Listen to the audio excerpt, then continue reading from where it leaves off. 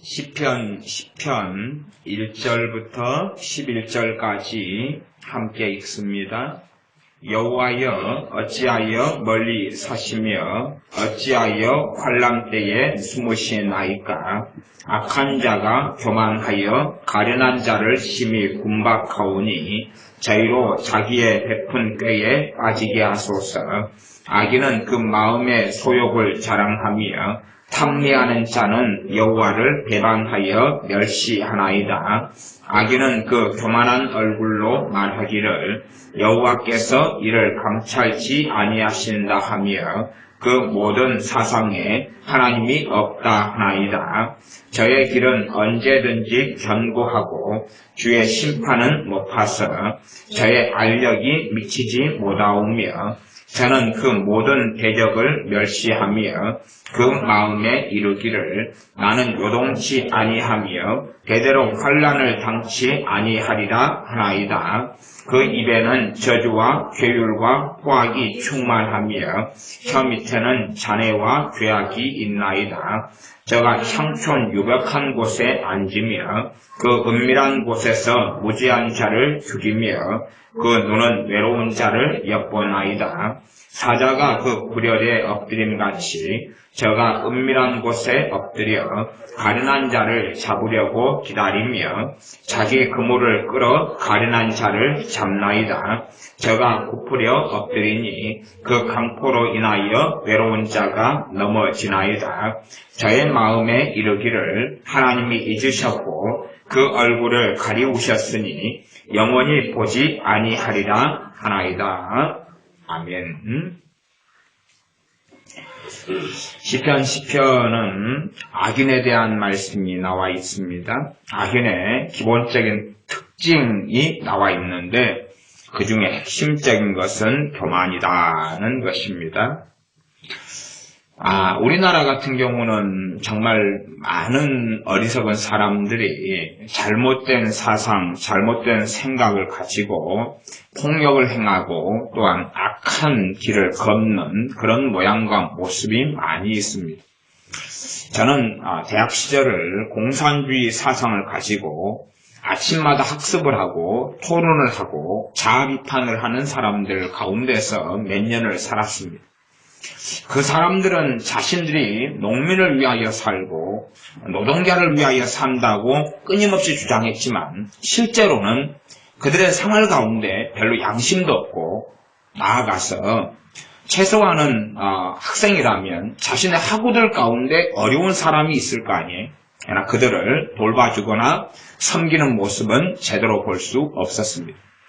정말로 그들이 자신보다 약한 노동자를 위해 산다면, 약한 농민을 위해 산다면 그들을 이용해 먹는 게 아니라 그들을 사랑하고 섬겼겠지요. 시골을 다니면서 전도하는 여행을 여러 차례를 다녔는데 시골을 갈 때마다 시골 사람들이 전도하는 저나 또 제 동료들을 경계를 많이 했어요. 왜 경계를 했냐 그러면 맨 처음에는 대학생들이 농사, 특별히 모내기 같은 때에 도와주러 왔단 말이에요. 그렇게 와서 대학생들이 농사를 도와주니까 너무 좋구나. 그러다가 알고 보니까 와서 폭동을 준비하고 와서 사상을 전파하고 모내기를 해주면서 온갖 가머니설과 악함을 행하거든요. 말하자면 공산주의 사상이 심취했던 좌파 사상이 심취했던 그러한 대학생들이었던 거예요. 그러니까 걔네들이 하는 핵심적인 건 뭐냐 하면 모내기철이 되면 농촌에 가가지고 모내기를 해주는 거예요. 그렇게 때마다 도와주면서 문제는 순수하게 농민들을 돕는 것이 아니라 그 뒤쪽으로 공작을 꾸미는 거예요. 그 공작을 꾸미는 것을 농민들이 경험하면서 학을 뗀 거예요. 근데 전도하러 갔는데 너희들 청년들, 너희들 대학생들 그놈들 아니야? 너희들도 지금 뒤쪽으로 공작을 꾸미는 그놈들이지. 그 세력들 아니야? 라고 의심을 하는 거예요. 근데 시골마다 다닐 때마다 전도할 때 가장 방해가 됐던 것이 앞에 대학생들, 특별히 공산주의 사상이 심취해가지고 잘못된 길을 걸어가는 그런 대학생들이 다 거쳤기 때문에 그렇기 때문에 참 곤란을 많이 겪었어요. 감사하게 전도를 다닐 때에 아주 정말 깊숙한 시골, 다시 말하면 참 도움이 필요한 곳, 규모가 좀 되는 데는 그런 데모하거나 좌파에 빠져든 대학생들이 와서 모내기 하면서 마을에 가문 이사를 하고 그들의 가운데 불온 사상을 전파하고 비판의식과 정부에 대한 비난을 막 불러일으켰는데 감사하게 규모가 안 되는 마을은 오지 않았더군요. 정말 도움이 필요한 데는 자기 산골짜기에 사는 5가구 있는데 10가구 있는데 15가구 있는 데는 가니까 그들이 방문하지 않았어요. 가니까 한 100가구 되는데 이런 시골들은 방문해가지고 도와주는 척 20명, 30명, 50명, 100명이 가가지고 난리를 쳤는데 너무 시골에 가니까 그들은 경계하지 않더군요. 왜냐하면 그런 대학생 애들이 공산주의 사상을 가지고 모내기 하러 들어온 적이 없거든요. 그들은 자신에게 유익한 대로 이 악한 마음을 가지고 끊임없이 행동해왔지만은 정말 도움이 정말 필요한 농민들에게는 가지 않았더군요.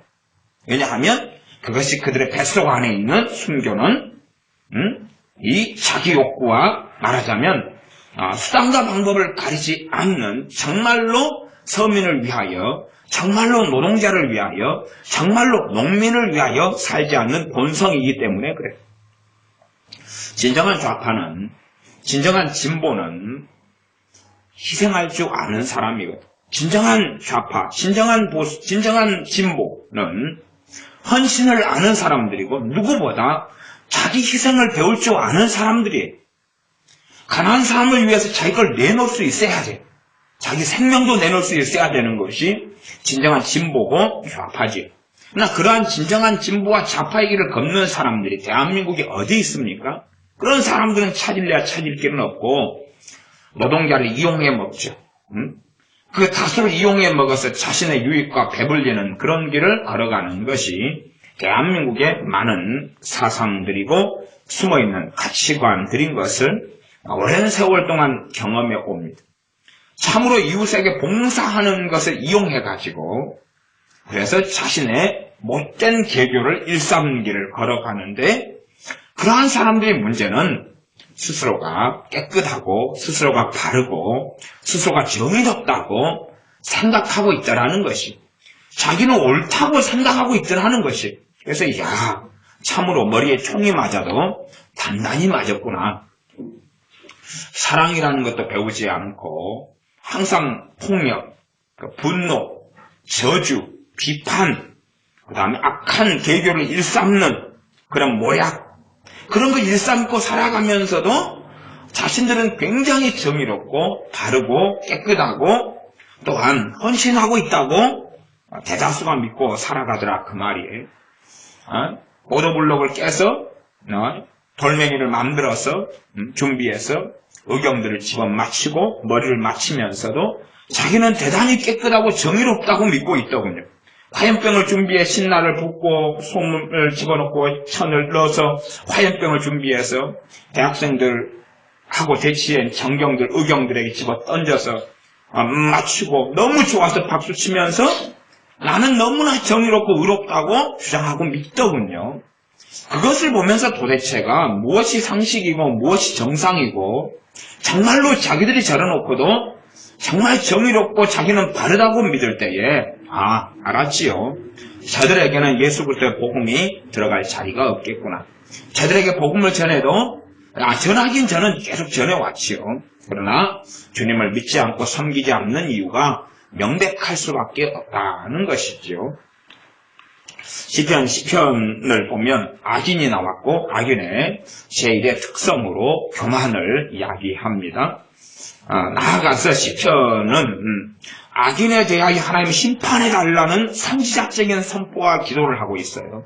하나님께서 기도하게 하신 내용들은 땅에 떨어지지 않으며 이 자리에 들어간 사람들에게는 이 기도는 역사하는 것입니다. 이 기도는 응답을 가지고 역사를 해요. 하나님, 이 악인들이 회개하게 해주시옵소서. 그런 기도는 없습니다. 그런 기도는 없어요. 겸손한 자의 자리에 선 사람들을 위한 기도는 있어도 다시 말하면 어떤 사람이 악인의 삶을 사는데 악인의 길을 돌이킨 자들을 위한 기도는 있어요. 그러나 악인의 삶을 사는 자들을 위한 기도는 없어요. 사람들은 그렇게 생각하지 않는 것 같아요. 성경 본문을 보고 확인들을 하면 되는 거지요. 시편을 보고 있습니다. 시편 1절입니다. 여호와여 어찌하여 멀리 사시며 어찌하여 환난 때에 숨으시나이까.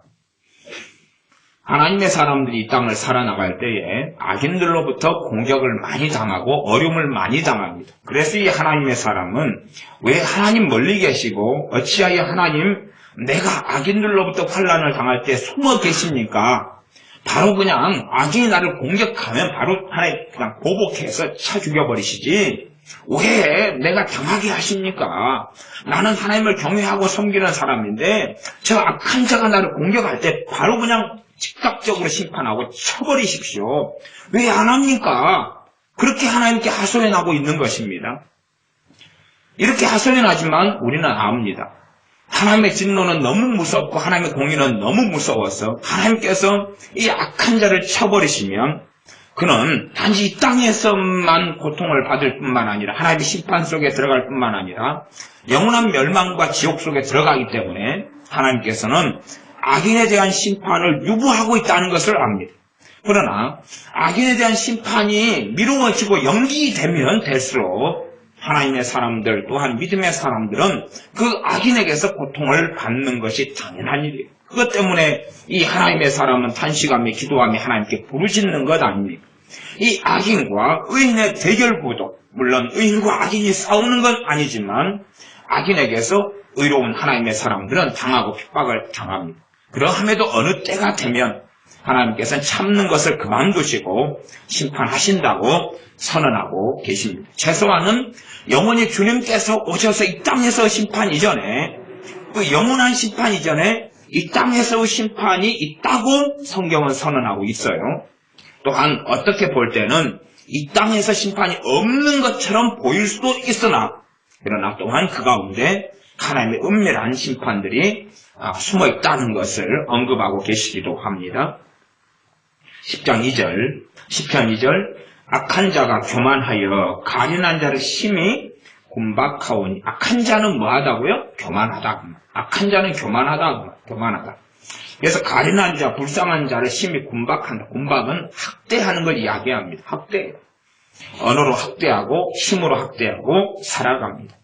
저희로 자기의 베푼 꾀에 빠지게 하소서. 이렇게 기도가 나와 있어요. 지금 이 기도는 최소한은 성령의 역사로 인한 악인에 대한 선지자적인 기도예요. 그냥 이 성경을 기록한 사람이 자기 개인사의 어려움과 환난을 당해가지고 하나님 그들에 대한 원한을 잊지 않는 가운데서 자기의 악한 꾀에 빠지게 하옵소서 그런 원한 가운데 기도하는 것이 아니에요. 그렇게 해버리면 시편에 있는 저주시에 대한 이해를 잘못하게 되는 것입니다. 이 하나님의 사람이 예를 들어 요한계시록에 그런 구절이 나와 있습니다. 순교당한 이 의인들이 믿음의 사람들이 순교당해 천국의 하나님 보좌 앞에서 기도하는 내용이 나와요. 기도하는 내용은 속히 우리의 원한을 갚아달라고 기도합니다. 그럼 천국에 있는 믿음의 사람들이 자신들에 대한 원한에 대하여 증오심이 불타오를 것 같습니까? 하나님 앞에서 그러진 않겠죠. 원한이 불타오르고 미움이 불타오르진 않겠죠. 지금 하나님의 공의를 원하고 그렇게 기도하고 있는 것이. 마찬가지로 시편에는 이러한 기도도 원한과 증오심에 불타오르는 기도라기보다는 성령님의 역사하심을 따라서 하나님의 공의 가운데 하나님 공의로우신 하나님께 그에 대한 심판을 강구하고 있는 것이고 그렇기 때문에 이러한 기도 응답이 어느 때가 되면 악인들에게는 맞아떨어진다는 사실. 그러하면 교만한 사람들은 어느 길을 걷는 것이냐 하면 악인의 길을 걷는 것이에요. 교만한 사람들은 어느 때 지금 현재는 악인이 아니라고 할지라도 그러나 악인이 되어가는 중이고 또한 악인의 길을 언제든지 걸을 수 있다는 것을 우리는 기억해야 됩니다. 그래서 악한 자가 교만하여 가련한 자를 심히 곤박하오니. 악한 자는 교만한데 어디에서 교만하냐? 최소한은 이 악한 자는 강자에게 약하고 약자에게 강하지. 자기가 약자라고 생각하면 찍소리 안 하고 교만하니까 자기가 강자라고 생각하면 약자라고 생각하는 자들을 학대하고 억압하고 공격하지. 그래서 이러한 교만한 자의 길을 걷는 것이 악이다 라고 말씀하고 그의 악인에 대한 심판을 기도하고 있습니다. 최소한의 이 하나님의 사람 성경을 기록한 사람이 자기 상처, 자기 서러움, 자기 아픔 가운데서 기도하고 있는 걸 넘어서서 어떤 관점으로 성경의 심판을 하나님께 요구하는, 또한 하나님께서 저주하시기를 요구하는 기도를 하는 거냐 하면 선지자적인 기도를 하고 있다는 것을 우리가 기억해야지만이 시편에 하나님의 심판을 요구하는 기도들에 대하여 이해할 수가 있습니다. 굉장히 중요한 이야기를 간략하게 하고 지나갑니다. 시편 3절. 악인은 그 마음의 소욕을 자랑하며. 악인은 특성이 뭐냐? 그 마음의 소욕은 욕심이에요. 자기의 욕심을 자랑하는 거예요. 자기 욕심을 드러내고 나는 이걸 원한다. 이렇게 되기를 원한다. 그러면 최소한 이 악인들은 다른 사람을 지배하고 조종하기를 원해요. 다른 사람을 인정해주고 존중해주기보다는 다른 사람을 지배하고 조종하기를 원하기 때문에 상대방에게 원하는 것들을 욕심, 소욕이죠. 욕심을 이야기해요. 상대방이 원하는 건 나는 너가 이렇게 해주기를 바란다. 그렇게 말하면서 조종해 가지.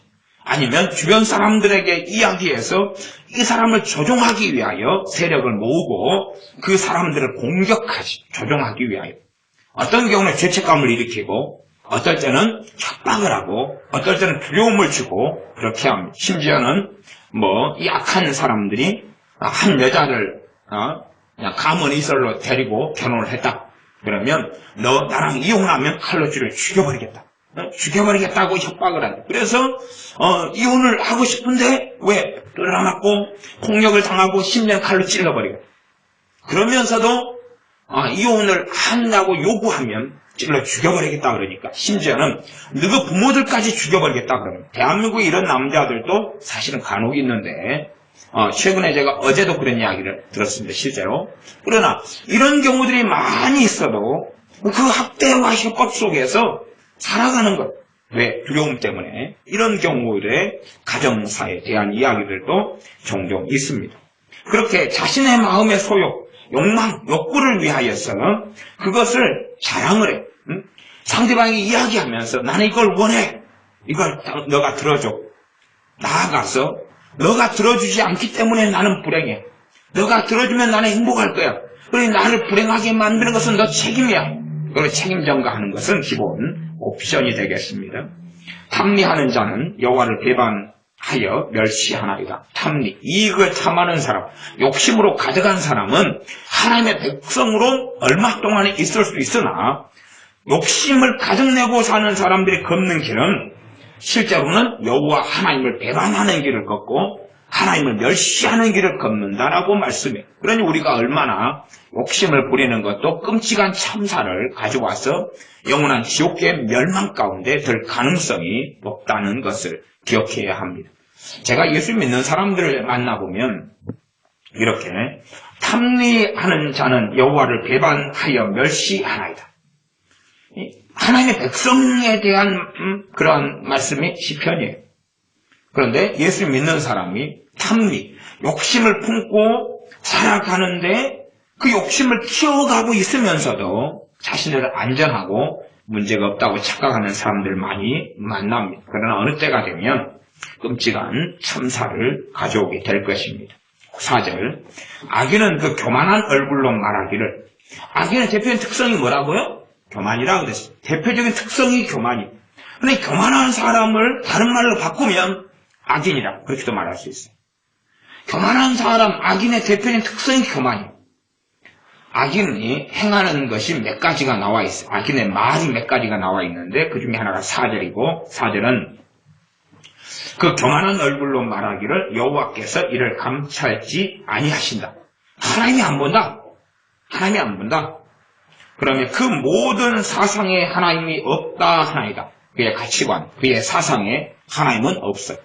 악인은 하나님이 없다 하고 말하는 길을 걷습니다.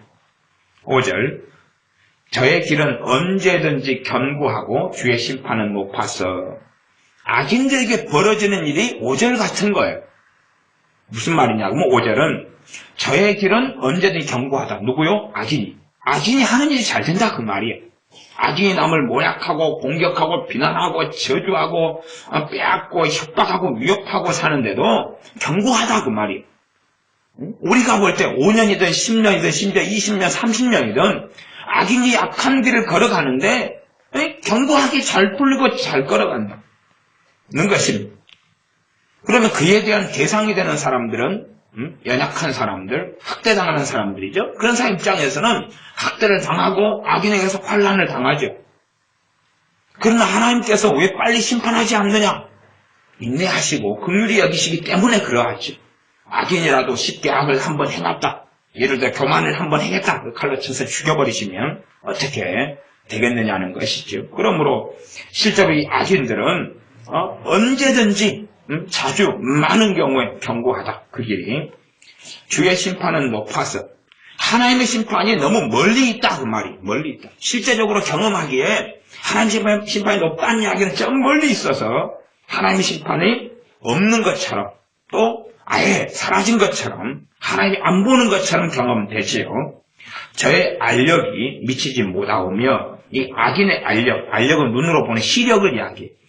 하나님의 심판이 자기 눈에 이리 살펴보고 저리 살펴봐도 악인의 눈에는 하나님의 심판이 없는 것처럼 경험하고 살아가고 보인다 하는 것입니다.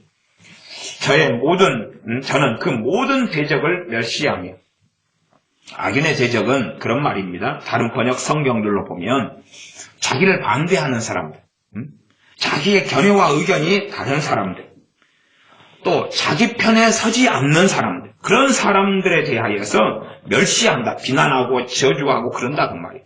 그러니까 자기 견해하고 틀리면 이 악인들의 특성은 막 분노하고 성질이 나고 열받고 뒤집어 엎고 아니면 그 사람이 자기 편에 설 때까지 계속 이쪽에서 이간질하고 공격하고 그런 일을 악인은 해나간다 그 말이에요. 그런 길을 걷는 사람들에게 이 하나님의 심판이 하나님께 기도가 되고 있는 성경이 시편 10편이에요. 이런 양상을 띠는 시편들은 실상은 수십 편에 이르른다는 것을 150편 10편에 읽는 사람들이면 알 수가 있습니다. 6절 그 마음에 이르기를 나는 요동치 아니하며 대대로 환난을 당치 아니하리라 하나이다. 이 악인까지 이렇게 이제 악인으로 성장해 가는 사람들 처음부터 악인보다는 악인의 길을 걷는 거죠. 그래서 악인의 삶을 살고 악인으로 하나님께 판명나는데 이 악인들은 나는 요동치 않는다라고 이야기하죠. 나는 끄떡없어. 나는 똑똑하고 지혜롭고 문제없어. 나는 잘 풀릴 거야. 지금 살아왔던 대로 이렇게 될 거야. 이렇게도 말하고 대대로 그 환난을 당치 아니하리라. 이렇게 자기에 대한 확신 속에서 살아간다고 말합니다. 7절 그 입에는 저주와 괴율과 포악이 충만하며 이 악인들이 이제 뭐 하느냐 그 입에는 저주가 많다. 그 다음에 괴율과 포악이라는 것을 공동번역이나 새번역 같은 성경 번역에는 욕설과 악담이라고 해요. 그래서 괴율이라는 것은 욕설로 번역을 했어요. 욕을 한다 그 말이에요. 악인들은 사람들에게 저주하고 그 다음에 욕을 해요. 자기 기분에 안 나쁘면 욕을 하고 그 다음에 포악은 악담을 해요. 욕하고 악담을 하죠. 이것이 충만하고 가득하다. 이게 뱃속까지 꽉 채워놨으니까 때가 되면 이것이 품어져 나오는 거겠지요. 그래서 대적이 많지. 자기 견해와 의견에 어긋나고 충돌하는 사람들에 대해서는 그냥 계속 자기 뜻에 안 맞는 사람들에 대해서 악담, 욕설, 저주, 비난 이런 공격을 합니다. 혀 밑에는 잔해와 죄악이 있다. 잔해와 죄악이다. 아니 제가 7절을 잘못 이야기했네요. 그 저주와 괴율과 포악. 그때 괴율은 거짓말을 괴율이다 그러죠. 거짓말을 괴율이다 그러고 포악은 위협을 하는 것. 두려움을 주고 억압을 하고 위협을 하는 것을 포악이라고 합니다. 밑에 잔해하고 죄악이 욕설하고 악담입니다. 잔해가 욕설이에요. 일반 욕설로 번역되는 것입니다. 앞에 제가 이걸 섞어가지고 거꾸로 했습니다. 잔해하고 죄악이 있다. 그 죄악을 악담으로 번역하는 경우들이 많습니다. 그래서 특징이 여기에는 지금 몇 가지가 나왔습니까? 5가지가 나왔죠. 저주하는 것, 그 다음에 괴율은 거짓말하는 것, 거짓말하는 것, 말을 바꿔버리는 것이 말을 바꿔. 다르고 다른데 바꿔버려요. 축소시키거나 왜곡시키거나 거짓을 하고, 포악은 위협을 하는 것, 위협. 제가 아까 칼 들고 막 협박하는 이런 사람들처럼 위협을 하는 것. 그 다음에 잔해하고 죄악은 잔해는 욕설을 하는 것, 욕설. 속으로 하든지 겉으로 하든지 간에. 그 다음에 죄악은 악담을 하는 것. 8절, 저가 향촌유벽한 곳에 앉으며, 향촌유벽한 곳은 뭐냐 그러면 법망을 피해가지고 혹은 으쓱한 골목에 조폭이나 강도가 있는 것처럼 그것을 으쓱한 데 숨어가지고 누군가를 공격하고 잡으려고 하는 그런 것을 향촌유벽한 곳이라고 이야기해요. 으쓱한 골목 이런 데서 칼을 들고 강도가 숨어있죠. 산적이 숨어있는 것처럼 이런 형태를 이야기합니다. 그 은밀한 곳에서 무지한 자를 죽이며 그 너는 외로운 자를 엿보나이다.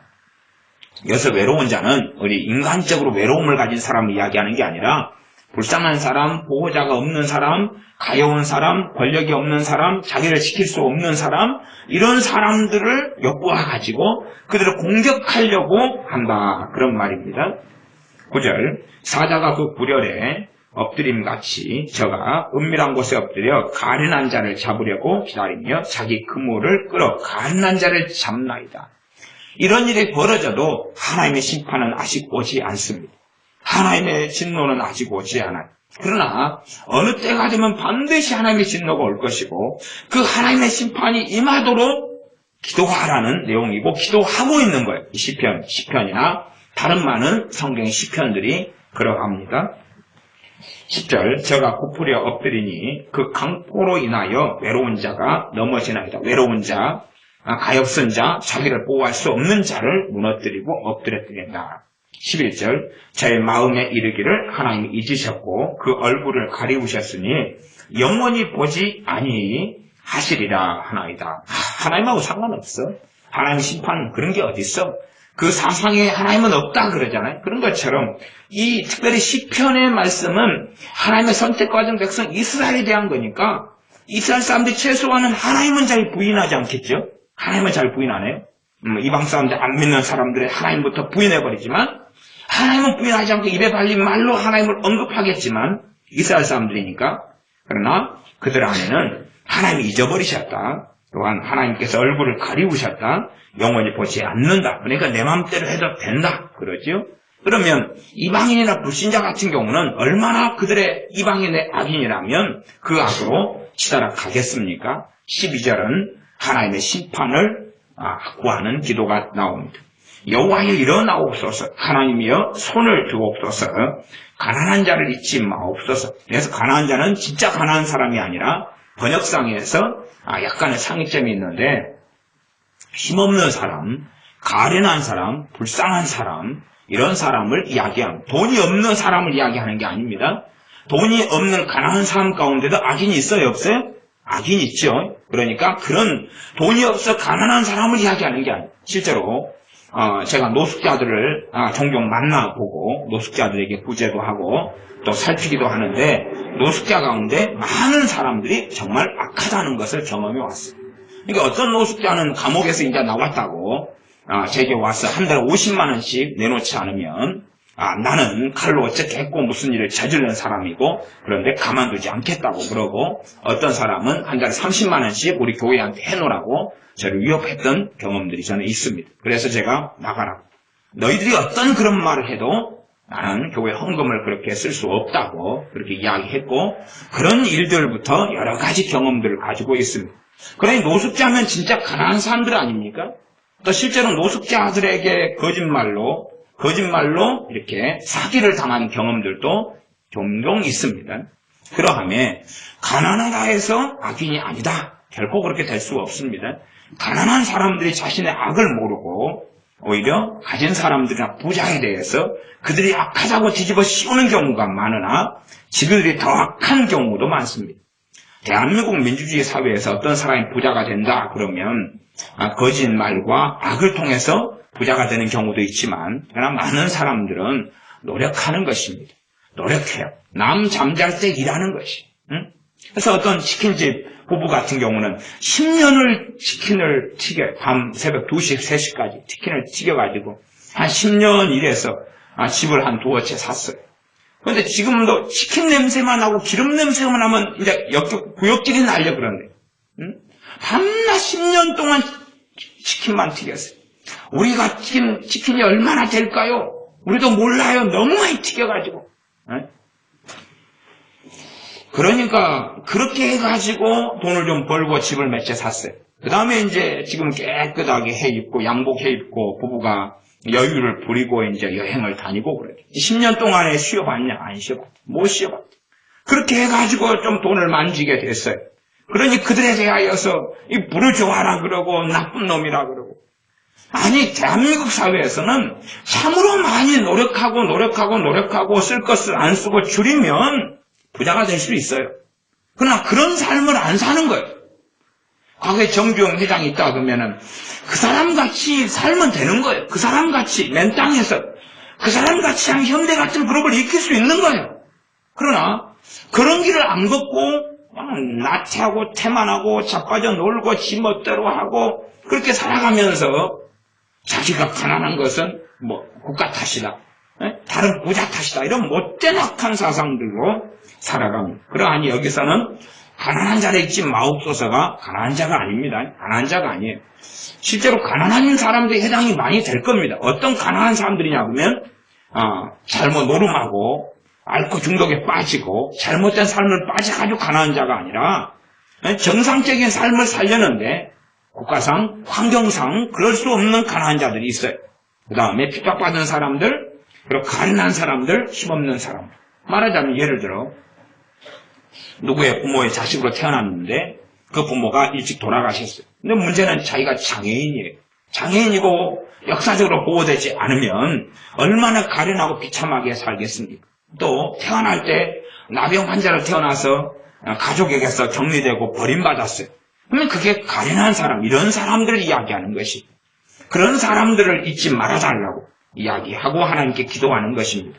또한 권력자들에게, 힘 있는 자들에게, 또 농락당하면서 이렇게 살아가는 자들을 이용하고 사용하고 공격하고 또한 그들 위협하는 그런 그 받는 사람들, 그렇게 가련한 자는 여기서는 힘없는 사람, 가련한 사람을 이야기하고, 힘없는 사람이라 해도 액면 그대로 정말로 힘을 얻는 사람에 대한, 힘없는 사람에 대한 이야기가 아니다. 그런 말씀까지 제가 변증하여서 얼마간 합니다. 13절, 어찌하여 악인이 하나님을 멸시하여 그 마음에 이르기를 주는 감찰치 아니하신다 하나이까. 주께서는 보셨나이다. 자네와 원한을 감찰하시고, 자네는 학대하는 것을 이야기해. 학대하는 것. 원한은 억울한 일을 겪고 당하고 이런 것이죠. 원한을 감찰하시고 주의 손으로 갚으려 하시오니 외로운 자가 주를 의지하나이다. 주는 벌써부터 고아를 도우시는 자니이다. 하나님께서 하나님 자신의 손으로 갚으려 하신다고 지금 이 하나님의 사람은 알고 그 하나님의 뜻과 의도를 아니까 그걸 놓고 기도하는 것입니다. 15절, 악인의 팔을 꺾으소서, 악한 자의 악을 없이까지 찾으소서. 악한 자의 악을 없이 하기까지 찾으라 그 말은 악한 자들을 싹 쓸어달라 그런 말이에요. 싹 쓸어달라. 그리고 악한 자들이 악을 행한 것을 샅샅이 뒤져가지고 빠짐없이 쳐버려달라 그런 이야기입니다. 빠짐없이 쳐버려달라. 악인의 팔을 꺾으소서, 꺾어버려, 부러뜨려버려달라. 악인의 팔을 부러뜨려버려달라. 그러면 주로 팔로 죄를 짓죠. 악인의 팔을 부러뜨려버려달라. 그래서 이 팔이라는 것은 그의 권세, 그의 힘, 그의 능력, 그 모든 것을 상징하는 단어가 될 겁니다. 이걸 꺾어버려, 부러뜨려달라. 악인의, 악한 자의 그 악을 없기까지. 그 더 이상 악한 자의 그 악이 너가 1500까지 나왔어요. 그러면 1500가지에 대해서 빠뜨리지 말고 괜히 1000가지 정도 한 다음에 500가지는 덮어줄게. 그렇게 하시지 말고 1500가지에 대해서 하나하나 일일이 심판하고 그렇게 해서 끝장을 내버려 달라. 그렇게 기도하고 있습니다. 16절, 여호와께서는 영원 무궁토록 왕이시니 열방이 주의 손에서 멸망하였나이다. 열방 많은 민족, 여러 민족, 이방 민족들을 하나님께서 어떻게 하셨다고요? 역사적으로 멸망시켜 오셨다는 이야기입니다. 심판시켜 오셨다고 선언하고 있습니다. 사람들은 그 하나님의 심판을 알지 못하지만 17절 여호와여 주는 겸손한 자의 소원을 들으셨으니 저희 마음을 예비하시며 귀를 기울여 들으시고, 하나님께서는 누구의 소원을 들으신다고요? 겸손한 자의 소원을. 그래서 이 악인의 일반적인 특성이 교만이고, 그런 것에 대하여 제가 시편 2절하고 그 다음에 시편 4절을 통해서 교만한 얼굴, 악인은 교만하고 이런 것을 말씀드렸고, 17절은 대조적으로 여호와여 주는 겸손한 자의 소원을 들으셨으니 저희 마음을 예비하시며, 예비하시고는 번역이 좀 안 좋게 번역이 됐는데 뭐라고 이해하면 되냐 그러면 저희 마음을 위로해달라, 그 말, 위로해달라, 혹은 저희 마음을 예비해달라, 그것이 다른 직역으로 한다면 든든하게 해달라, 이런 저희 마음을 든든하게 해달라, 이게 위로라는 개념으로 우리가 좀 바꿀 수 있겠지요. 이렇게 번역이 가능합니다. 그냥 일반적 생각을 뭘 준비하는 예비하고는 다릅니다. 귀를 기울여 들으시고 18절 고아와 압박당하는 자를 위하여 심판하사 세상에 속한 자로 다시는 위협하지 못하게 하시리이다. 세상에 속한 자 악인이죠. 기본 이들로 하여금 다시는 위협하지 못하게 그들을 끝장 내버리실 것입니다. 라는 그러한 악인에 대한 심판, 교만한 자의 심판, 또한 학대하는 자들의 심판, 위협하는 자들의 심판, 입으로 욕설을 달고 다니며 하나님에 대하여 하나님, 그 모든 사상이 하나님이 없는 자들에 대한 그러한 심판을 하나님께 기도하고 청원하고 있고, 이 기도는 지금도 응답이 이루어지고 하나님의 때에 역사하고 있다는 사실. 그러함에 하나님께서 하나님의 사람들을 통하여 성령님의 역사하심을 통하여 성경에 기록한 기도들은 지금도 살아있기 때문에 우리가 교만한 자에 들어가고 여기에 해당되는 자가 된다면 이 기도는 우리가 기도하지 않았는데도 이 기도는 응답되고 우리에게 이루어지게 될 것이고 하나님의 심판과 진노가 찾아오게 된다는 것은 알고 있어야 해요. 시편의 기도에 무서운 것이 그런 점, 무서운 것이 우리가 어떤 기도는 배워서 우리가 우리를 위하여 우리의 가정과 이웃과 형제를 위하여 드려야 될 기도가 있는 거고, 어떤 기도는 이 기도가 선지자적인 기도고 성령님의 역사로 인한 이 무서운 심판을 구하는 기도이기 때문에 그런 기도를 우리가 해야 된다는 게 아니라 그 기도가 지금 어떻게 우리의 삶 속에 이루어지지 않도록, 또한 악인들의 삶 속에 어떻게 이루어진다는 것을 우리가 보면서 하나님 앞에 하나님을 경외하고 두려워해야 한다는 사실입니다. 이제 교만과 겸손에 대한 말씀을 지난 시간에 이어서 계속하고 있기 때문에 시편 1절부터 18절까지를 간략하게 설명하면서 시편의 여러 편들을 한번 살펴보겠습니다. 시편 17편입니다. 시편 17편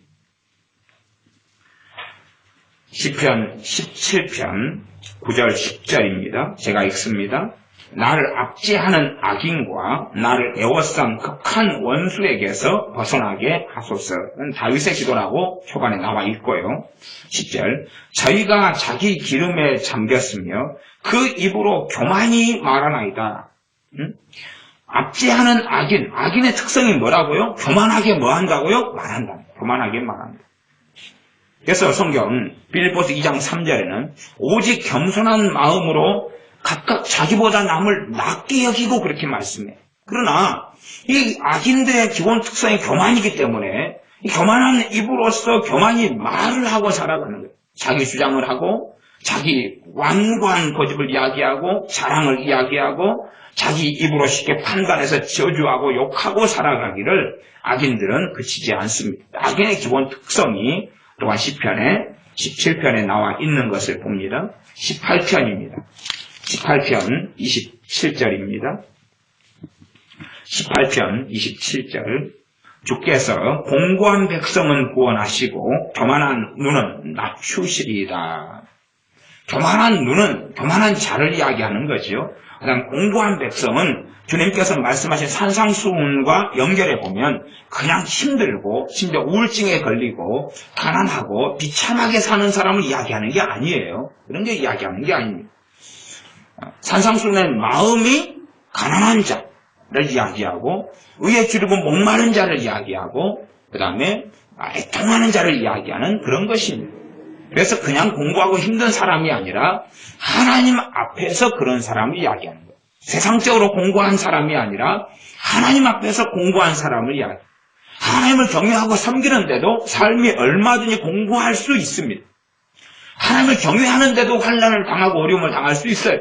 이런 사람들을 공부한 백성이라고 하고 그들을 구원해 달라고 지금 기도하고 있고 이 기도가 성령님을 통하여 역사하는 기도고 이루어지는 기도이기 때문에 실제로 유감스럽진 않고 좋게 어떨 때는 우리가 구하지 아니한 것들이 이미 기도되어졌고 이 기도는 응답이 되는 것이기 때문에 믿는 사람들에게 이루어지는 것을 봐요. 말하자면 겸손한 자에게는 하나님의 은혜를 주신다 라고 말씀한 성경의 여러 구절들처럼 우리가 겸손한 자들에게 이 자리에 반열에 있을 때에 하나님의 은혜가 이모저모로 계속하여 나타나게 되어지죠.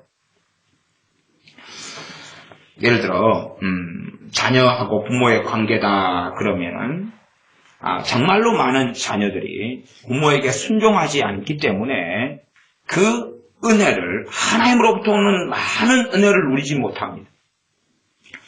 예를 들어 부모가 자녀에게 공부하라 그랬어요. 그러면 자녀의 마음은 공부하기 싫어요.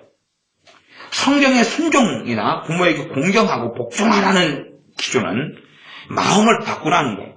성경을 잘못 해석하는 사람들은 그렇게 하는 것처럼 제가 볼 때 경험해요. 행동만 하는 신용을 해라. 부모가 공부하라 그러면 그리고 신용하는 공부하는 척하는 거 순종한 거예요? 안 한 거예요? 안 한 거죠. 그럼 말이 되는 이야기가 아니죠. 그게 아니라 마음에서 지금 공부하는 것이 몸에 익숙하지 않고 내가 하기 싫어요. 하기 싫어. 공부에 진절머리가 나요. 그러나 부모가 그걸 요구하기 때문에 마음을 뭐 하는 거예요? 터닝하는 거예요. 하지만 그게 쉬워요? 어려워요? 공부 어려워요. 그러면 내가 정상적으로 공부해야 될 필요를 알아요. 공부를 해야 되겠어요. 그러나 나는 공부를 너무 안 하는 습관 속에 살았어요. 그래서 공부를 내가 제대로 하려면 100이라는 힘이 필요해요. 100이라는 의지력, 100이라는 노력이 필요해요. 100이라는 것이 있을 때만이 공부가 재밌어지고 실력이 생겨나요. 그런데 부모가 공부해라는 말을 듣고 알았습니다. 순종할게요. 마음에서 터닝하면 100 가운데 50이라는 힘밖에 들지 않아요. 심지어 30이라는 힘밖에 들지 않아요. 부모가 깨어름 피우는 자녀한테 7시에 일어나라. 너가 지금 일어나는 것이 지금 학교에 지금 8시 반까지 가야 되는데 겨우 7시 50분에 일어나가지고 막 그렇게 하고 난장판을 피우고 그냥 밥도 안 먹고 짜증나고 신경질 나고 이렇게 가니까 너는 잠이 그렇게 많아도 7시에 일어나라. 그 말하면 마음에서 이제 싫을 거 아니에요. 지금도 잠이 부족해서 잠을 더 자고 싶은데 왜 부모는 엄마는 나한테 7시에 일어나라 하냐 기분 나빠. 대신에 자신이 엄마 밥을 아빠 밥을 얻어먹고 있으니까 알았어요. 그러나 마음에서 굴복을 해요 안 해요? 안 하죠. 그러면 그게 순종하는 거야 아니죠. 그러나 신용을 하겠죠. 신용을 하지만 마음에가 그 뜻이 없어요. 마음에서 안 되는데 왜 하라 그래? 기분 나쁘죠. 성질을 나죠. 약자니까 하는 신용만 할 수도 있겠죠. 그래놓고 이제 온갖 합리하고 변명하겠죠. 그러나 정말 안 되는데도 부모가 명령했기 때문에 그리고 이것은 악을 자행하라는 건 아니잖아요. 그죠?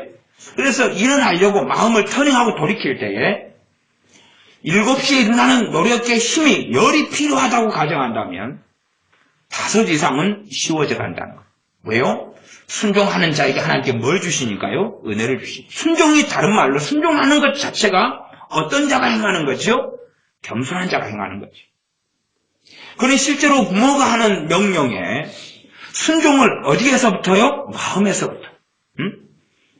어떤 것을 고친다는 것은 쉽지 않아요. 쉽지 않아서 많은 힘, 많은 결단, 많은 의지력, 많은 노력이 필요한 게 많이 있어요.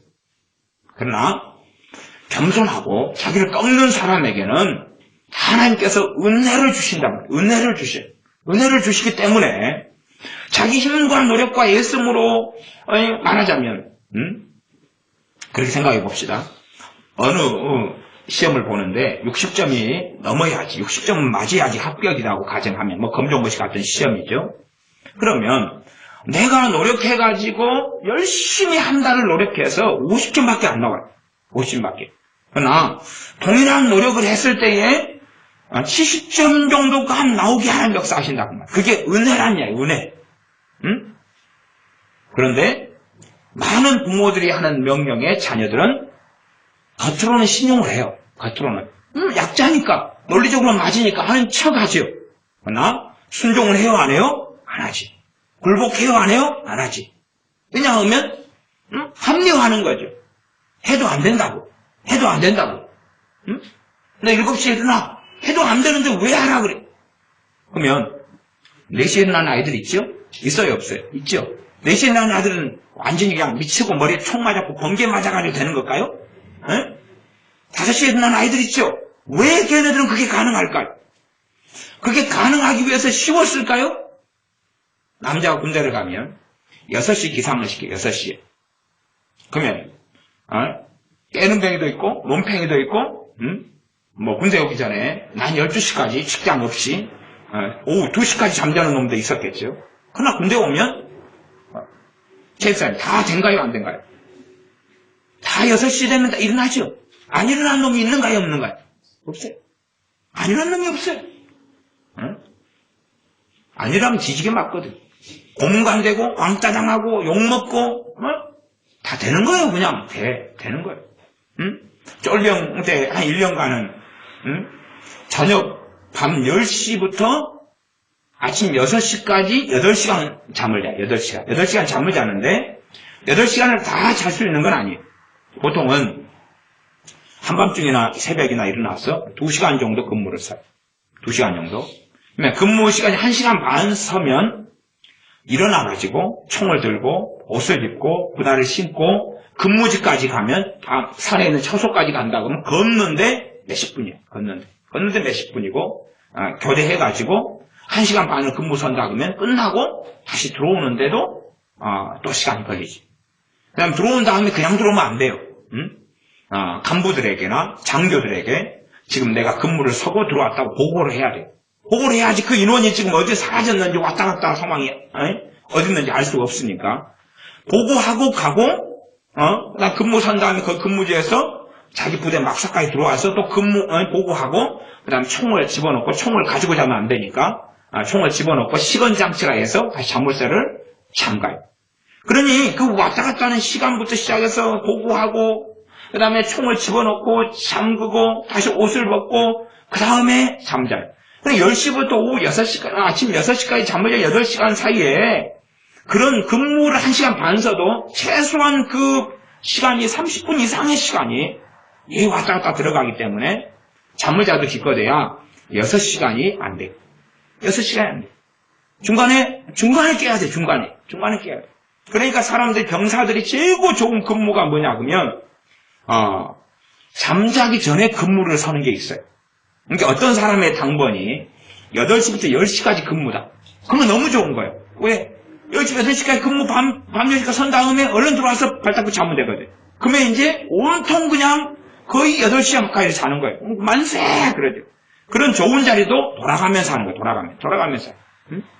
어떤 사람은 너무 좋게 6시부터 저녁에 일과시가 끝나 6시부터 8시까지 근무를 써요. 와, 오늘 완전 수지 맞았다. 그럼 너무 좋아하죠. 또 좋은 근무가 밤 10시부터 12시까지. 10시에 흑심인데 총 들고 나가요. 그래가지고 자니까 중간에 깰 일이 없죠. 너무 좋아요.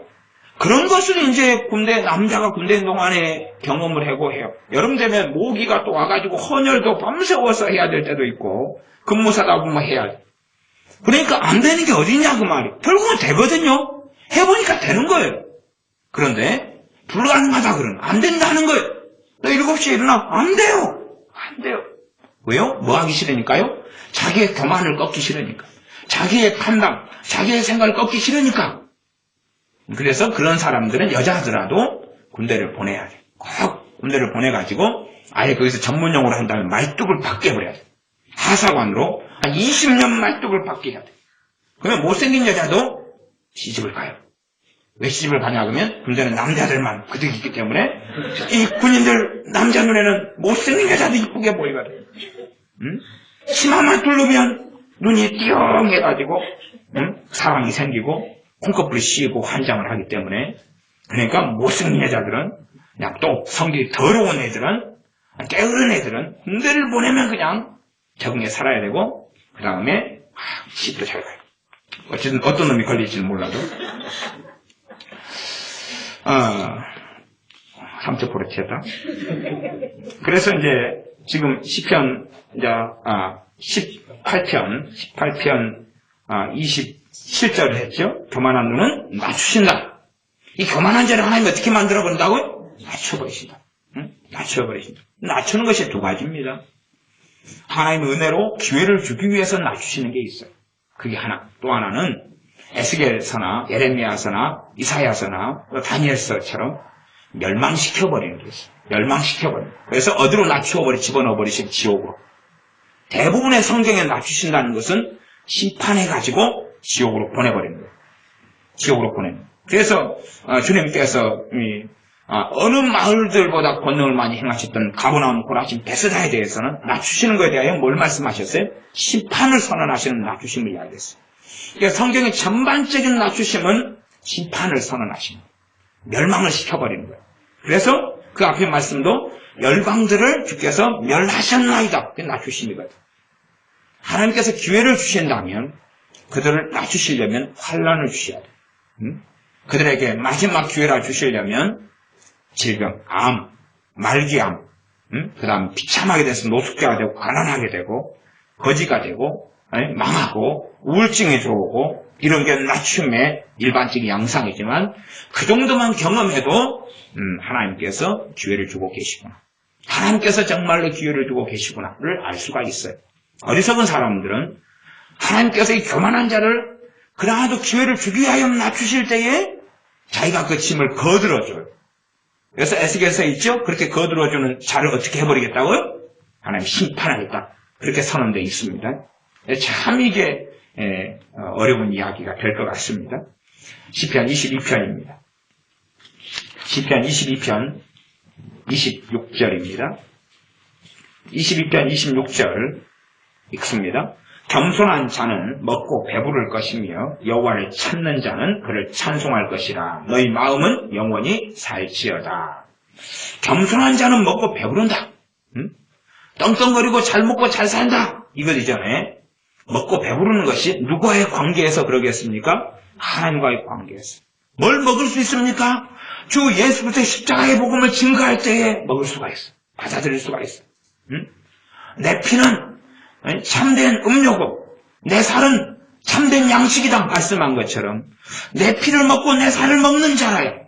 그래야지 영생을 얻는다는 말씀처럼 정말로 주님의 피와 주님의 살에 먹고 배부를 수 있고 주님의 십자가의 복음을 들으면서 가슴을 치면서 내가 죄인입니다. 내가 정말로 악한 자입니다. 라고 나아갈 수 있지. 우리 자녀들이라면 자기의 죄의 심각함을 깨닫고 있는 사람은 겸손한 자고 자신의 죄의 심각함을 깨닫고 있지 못한 자는 어떤 자입니까? 교만한 자. 간단한 거예요. 간단한 거. 자기가 얼마나 악한 자인 걸 알고 있는 자는 악인에서 의인으로 돌아서 있는 자고 자기가 얼마나 못돼 먹은 줄을 알지 못하는 자들은 악인의 자리에 머물고 교만한 자의 자리에 머물고 있는 거예요. 그래 주님이 별로 필요하지 않아요. 정말로 주 예수님의 보혈이 필요하지 않고 주님의 십자가가 필요하지 않고 그분의 대속이 필요하지 않고 그분의 구원이 필요하지 않아요. 왜? 그렇게 별로 악한 자가 아니니까. 그렇게 죄를 많이 짓지 않았으니까. 죄를 지어도 조금 아주 조금 경미하게 짓고 말았으니까 주님이 자기를 위해 죽으실 필요까지는 없는 거죠. 다른 사람을 위해서 더불어서 1000만 명이다 그러면 1000만 명의 죄는 모아놓으면 많으니까 나를 위해서 죽으신 게 아니라 1000만 명을 위해서 죽었다고 생각하는 거죠. 십자가는 각 개인에 대한 1대1의 십자가이고 1대1의 주님의 대속하심이며 그들의 죄를 사하심이며 위하여 죽으심이라는 것을 알지 못하는 거죠. 그러하면 교만한 자들은 자신이 얼마나 포악하고 얼마나 악하고 얼마나 주님이 아니면 구원받을 수 없는 줄을 깨닫지 않지요. 그러니 얼마나 우리의 자녀들이 교만한 자리에 있는가를 우리는 생각할 수 있고, 나아가 어른들도 마찬가지고, 당연히 이 아이들의 교만함이 나이가 들어가면서 더 심화될까요? 아니면 없어져 갈까요? 더 심화되죠. 자기 손으로 돈 좀 벌고, 또한 대학을 나오고 지식을 좀 갖추고 사회적인 위치가 있게 되면 점점 교만해져 가겠지요.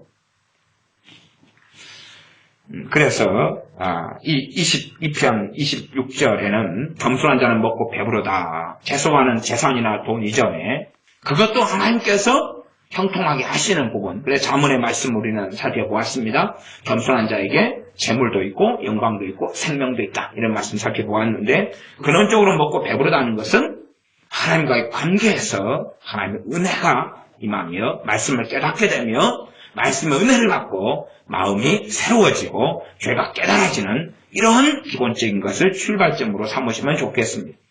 여호와를 찾는 자는 그를 찬송할 것이라.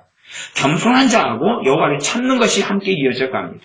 왜 하나님을 찾습니까? 하나님이 아니면 답이 없으니까. 왜 찾습니까? 죄송하네.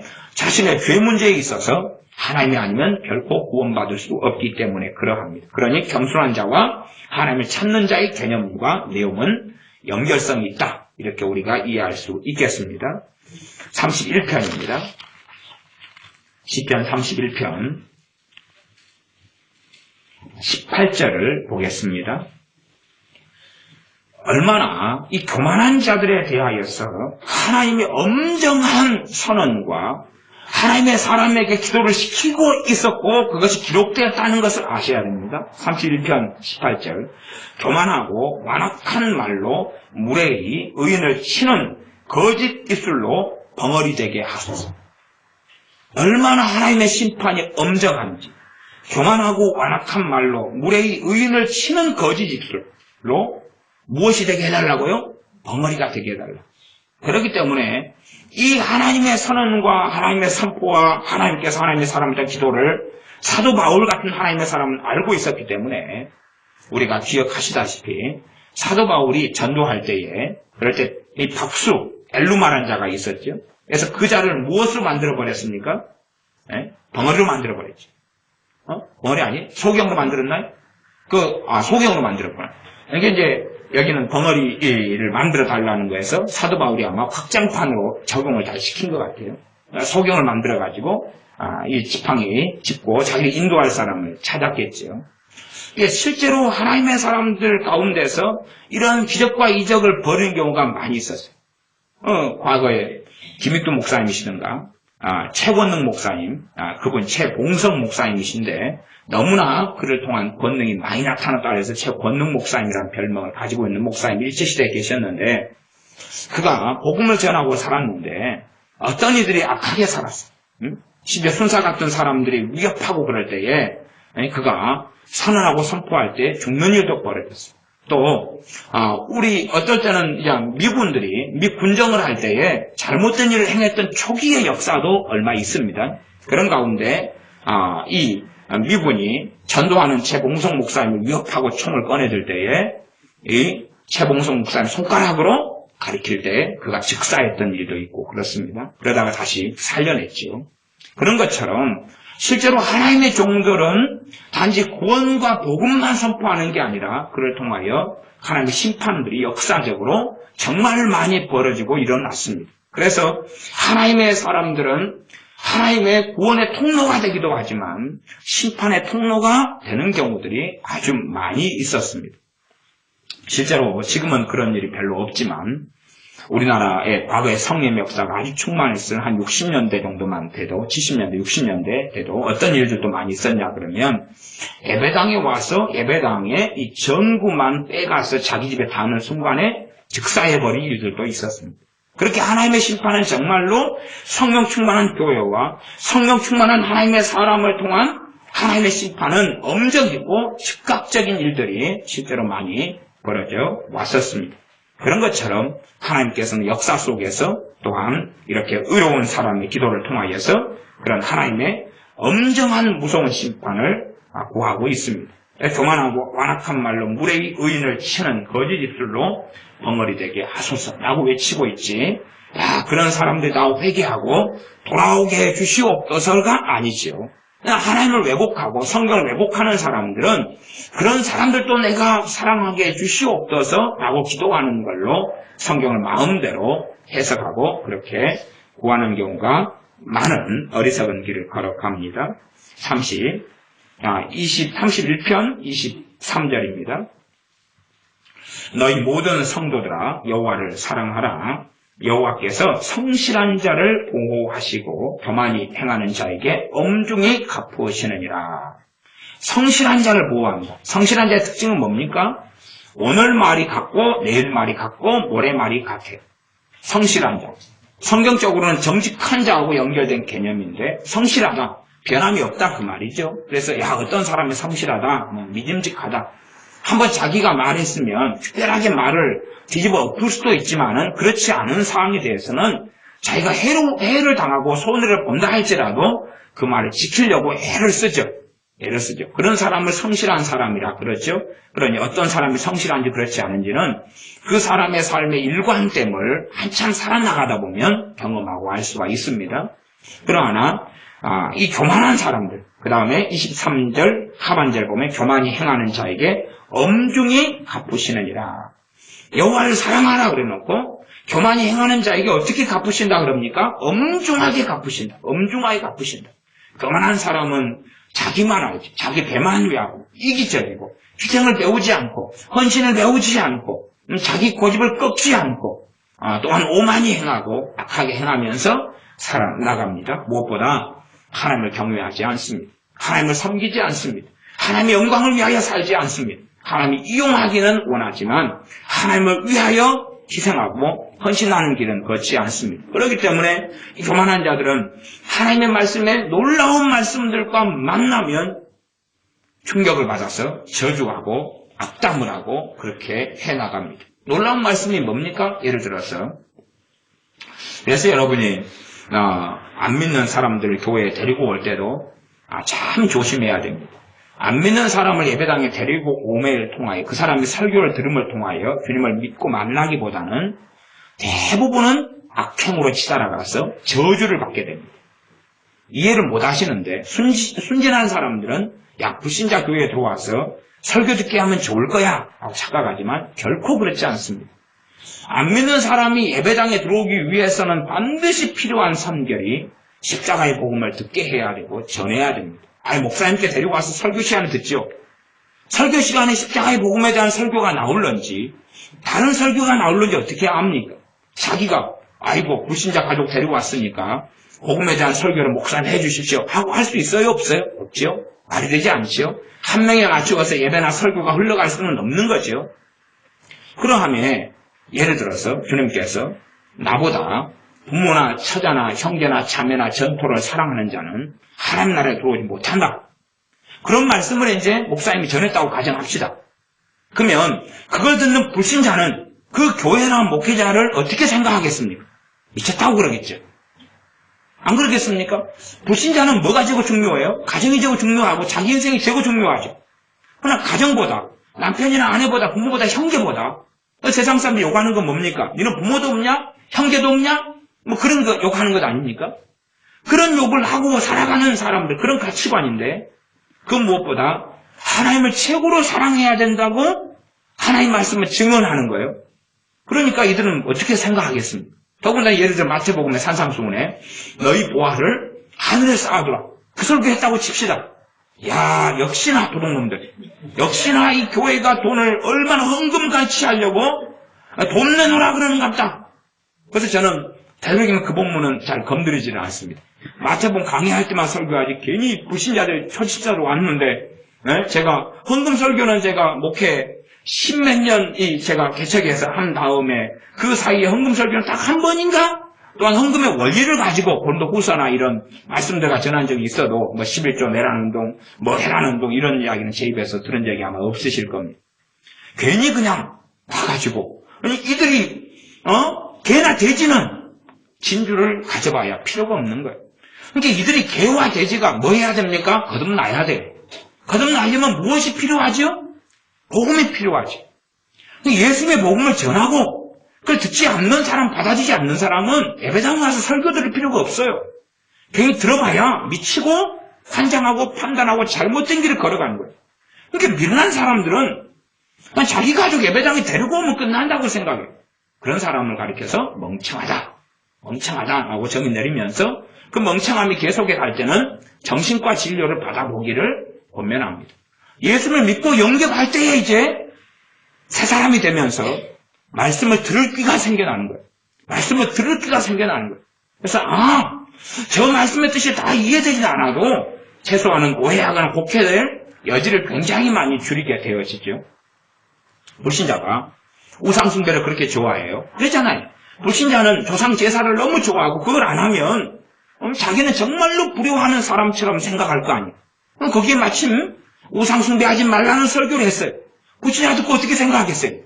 역시나 미쳤구나. 그럼 자기를 데리고 온 가족에 대해서 뭐라고 이야기하죠? 너는 빠져도 너무 빠져서 미쳤어 그럴 거 아닙니까? 그러니 불신자들은 뭐라고 예배당에 데리고 오냐 그 말이. 전도를 하라고 말, 전도를 해가지고 어떨 때 예배당에 데리고 오는 거죠? 예수님을 영접한 다음에 데리고 오는 거예요.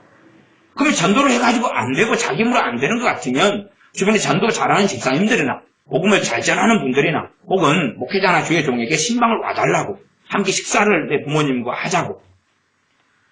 전에 지금은 이제 교회를 다른 데 다닙니다만은 전에 어떤 가족이 다닐 때 어느 권사님이 자기 남편의 전도를 이렇게 저는 전도하는 은사는 없습니다. 근데 전도해달라고 했을 때에 예배당을 데리고 오기보다는 남편과 만나서 신방하고 함께 식사 자리를 마련했어요. 몇 번을. 식당에 함께 식사를 했어요.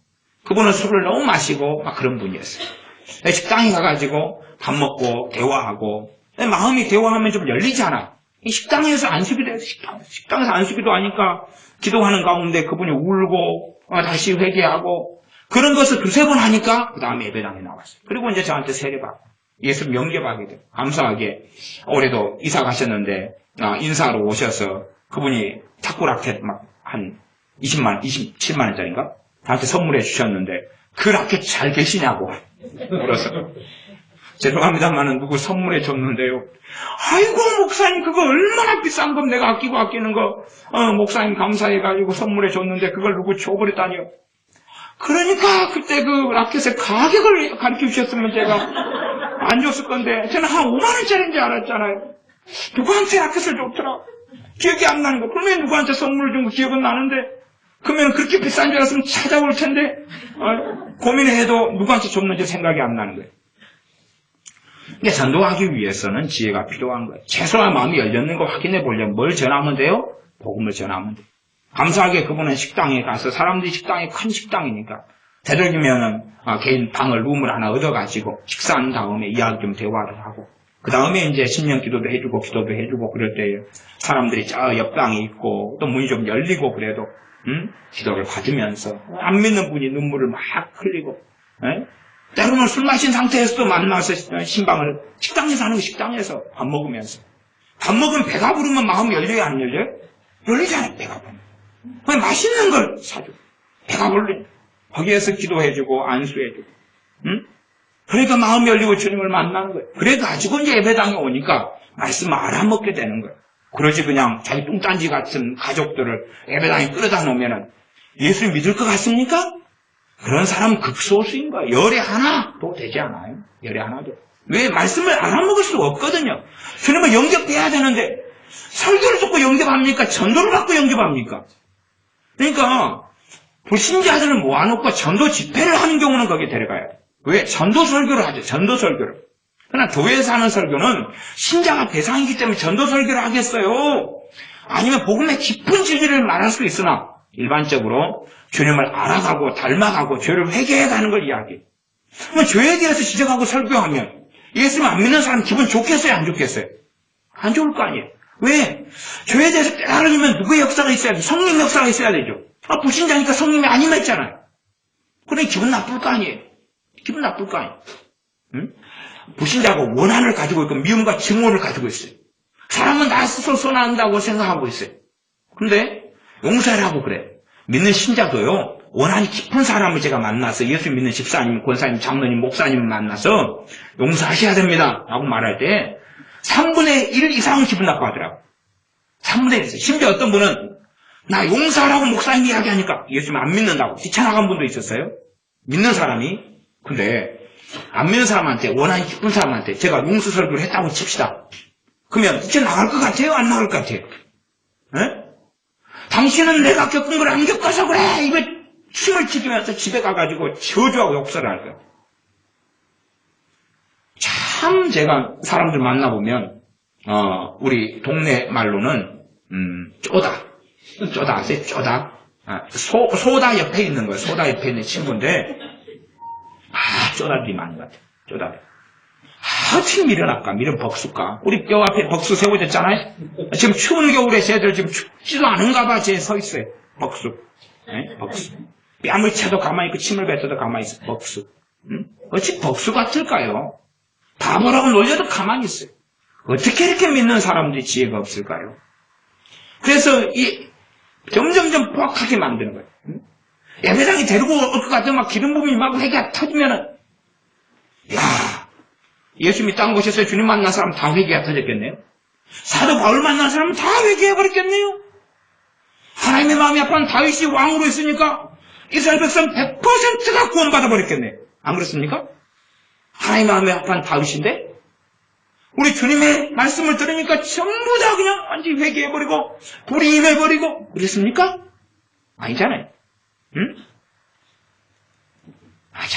참 희한하고 동물락자는 좀 건강한 좀 상식을 가지고 지혜롭게 주님 말씀을 살펴보면서 이렇게 좀 해하는 지혜가 있어야 됩니다. 이게 누가 전도하려거든 정말 주님을 믿을 마음이 있는가 없는가 살펴보고 복음을 전해보고 반발하고 그러면은 어쩌다가는 찔러봐도 쉽게 안 익어요. 고구마 생고구마 이렇게 젓가락으로 찔렀더니 안 익었어요? 그러면 1초 뒤에 또 찌릅니까? 10초 뒤에 찌르면 들어가요? 깡다구지를 찌르면 들어가겠죠. 익으려면 한참 걸리잖아요. 강팍한 사람들 쉽게 마음 안 열려요. 한참 지나가, 한참. 심지어는 한 100년 지나돼요. 문제는 그 전에 죽는다는 게 문제지만. 자, 시편 36편입니다. 지난 시간처럼 시간 늘어지면 안 되니까. 근데 해야 될 구절은 많고, 말은 많고. 36편 11절. 교만한 자의 발이 내게 미치지 못하게 하시며 악인의 손이 나를 쫓아내지 못하게 하소서. 교만한 자하고 악인하고 연결시켜서 이야기하죠. 그들에게서 나를 지켜달라. 주기도문을 한다면 다만 악에서 건져달라. 이런 기도, 시험에 들지 않게 해달라는 기도와 관련이 있는 기도라고 이해하시면 됩니다. 56편입니다. 시편 56편 2절. 나의 원수가 종일 나를 삼키려 하며 나를 교만히 치는 자 많사오니. 이게 하나님의 사람 다윗 같은 사람이 교만히 치는 자에게 공격을 많이 받은 거예요. 예수 믿는 사람들도 교만한 자들에게 공격과 환난을 많이 받는 것은 정도는 이해하셔야 돼요. 그러나 그들에 대하여 용서의 길을 걸어야지 미워하고 증오하는 길을 걸을 필요는 없어요. 왜냐하면 성경의 시편을 읽으시다시피 교만한 자에 대해서 하나님 심판은 선고되어 있어요. 그 심판이 언제? 평안하고 그들의 길이 아주 형통하고 견고한 것처럼 보여도 어느 때 되면 하나님은 심판하실 거니까 교만한 자가 우리를 공격할 때에 그에 대하여 우리가 크게 통탄할 필요는 없어요. 하나님 왜 멀리 계시나이까? 할 필요는 없어요. 실제로 그렇게 멀리 계시는 것이 아니기 때문에 그러합니다. 59편 12절입니다. 저희 입술의 말은 곧 그 입의 죄라. 저희의 저주와 거짓말을 인하여 저희로 그 교만한 중에서 사로잡히게 하소서. 교만한 자가 특성이 어떻게 나타납니까? 저주, 입에 저주가 있다는. 저주 중에 하나가 일반적인 욕설이죠, 욕설. 성질 나면 입으로 뭐 하는 거예요? 욕을 하는 거예요. 상대방 욕을 하는 거예요. 그다음 비난도 욕설의 신사적인 욕의 방식이 비난이에요. 비난 정죄. 그런 길을 걷는 것이지요. 그 다음에 거짓말한. 어떤 거짓말입니까? 첫째 가장 일반적인 거짓말은 교묘하게 바꾸는 거예요. 교묘하게. 그는 어떤 사람이 A라는 사람을 B라는 사람이 이제 저를 만나가지고 A라는 사람에서 욕을 하는 거예요. 그래서 그 사람이 당신에게 무슨 일을 했느냐? 했길래 그렇게 A라는 사람을 욕하느냐 그랬더니 B라는 사람이 그렇게 말하는 거예요. A라는 사람이 차마 입에 담을 수 없는 말을 내게 했다는 거예요. 차마 입에 담을 수 없는 말이 뭘까? 알아보니까 아무 말이 없어요. 아무 말도 안 했는데 변명하기가 그러니까 차마 입에 담을 수 없는 말을 했다는 거예요. 그러니까 이제 상상력을 자극하는 거죠. 도대체 무슨 말을 했길래 그 말을 입에 담기도 반복하기도 싫다는 말인가? 그러나 사실은 아무 사건이 없었던 거예요. 그런데 그런 식으로 자기를 합리화하고 상대방을 저주하기 위하여, 욕하기 위하여 사용하더라니까요. 그래서 야, 사람이 참 거짓말을 이렇게 행하는구나. 이렇게 아다르고 어다르게 말을 바꾸어버리는구나. 그런 것을 저는 예를 들어서 제 사촌 형제간들 사이에서도 여러 번 경험했어요. 사촌 형제간들 사이에서. 외사촌 형제간들 사이, 이종사촌 형제간들 사이. 네? 친사촌은 그래도, 친사촌 형제들은 사람이 많습니다. 한 20명 되는데도 그 사람들한테는 우리, 그래서 야, 그래도 제가 어머니한테 말씀드리는 것은 어머니, 우리, 아버지 쪽 사촌들은 종자가 좋은 모양이에요. 응?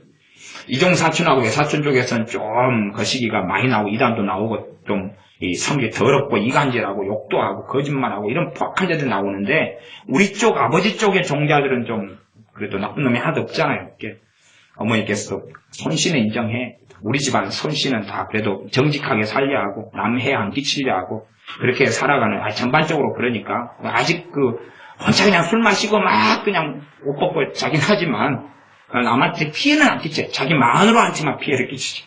자기 애들하고. 뭐지? 그래도 성질이 나쁘진 않아요. 술 깨면 그래도 술 마시고 그냥 막 때리고 이러진 않아요. 막 그냥 와 고생강 부르고 옷 벗고 자지.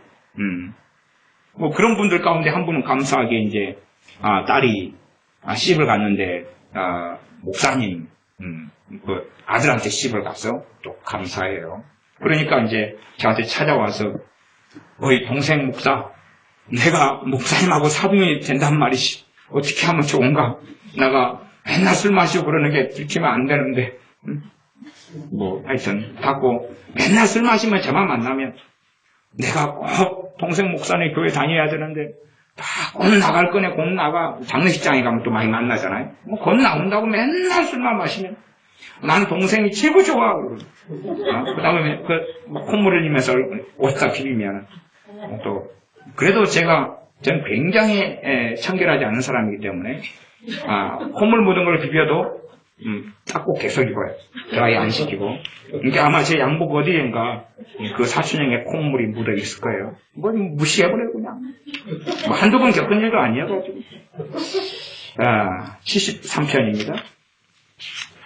73편 6절입니다. 73편 6절 73편 전체는 악인에 대한 이야기입니다. 악인에 대한 이야기. 그래서 아삽이라는 사람이 악인의 형통함을 보고 정말로 실족할 뻔했다고. 너무 악인이 잘 된다. 그래서 전에 73편을 가지고 제가 설교했던 내용이 있습니다. 악인에 대한 설교 몇 편을 제가 한 십몇 년 설교 가운데 최근 한 2009년 설교부터 시작한다면은 악인에 대한 설교를 몇 편을 제가 했었습니다. 많이는 아니더라도 이런 73편에 대한 내용을 다루었습니다. 네, 그래서 73편 가운데서 6절만 보려고 그럽니다. 그러므로 교만이 저희 목걸이요 강포가 저희의 입는 옷이며 악인의 특성이 뭐라고요? 교만이다. 교만으로 옷을 입었다는 거예요. 악인이 교만으로. 그러니 교만으로 옷을 해입을 때로 뭘로 변신하는 것입니까? 그래서 우리가 아이언맨 같은 경우도 아이언으로 딱 옷을 입으니까 누가 됐어요? 아이언맨이 됐죠. 그런 것처럼 교만으로 옷을 해입으면 악인이 되는 거예요. 악인이 되는 거예요. 그래서 악인의 길을 걸어가지 않으려면 겸손해져 가야 돼요. 75편 5절 너희 뿔을 높이 들지 말며 교만한 목으로 말하지 말지어다. 교만한 목이 되면 말하는 게 교만한 말이 나오겠죠. 뿔을 높이 듣는다. 자기 성공, 자기 성취, 자기 가진 것, 자기 명예, 자기 직위 뭐 그런 것들로 자랑을 하고 막 살아가는 삶이 교만한 삶과 함께 가는 거예요.